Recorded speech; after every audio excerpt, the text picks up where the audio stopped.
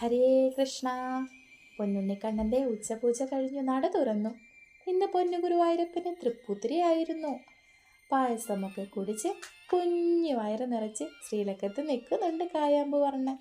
തടിച്ചൂരുണ്ടൊരു ഉണ്ണിക്കണ്ണനാണ് കേട്ടോ ഇന്ന് കണ്ണൻ ശ്രീലകത്ത് നിൽക്കണത്. തൃപ്പൂത്തിരി പായസം വേണ്ടുവോളം കുടിച്ചിട്ടുണ്ട് ഉണ്ണികൃഷ്ണൻ. പട്ടുകോണകം ഉടുത്തിട്ടുണ്ട്. കിങ്ങിണി അരയിൽ ചെറുതായിട്ട് കുടുങ്ങി നിൽക്കുന്നുണ്ട്. കുഞ്ഞിക്കുമ്പ ചെറുതായിട്ടൊന്ന് വീർത്ത് നിൽക്കുന്നുണ്ട്. അല്ല, വിഭവസമൃദ്ധമായ ഊണല്ലേ ഇന്ന് കഴിച്ചത്.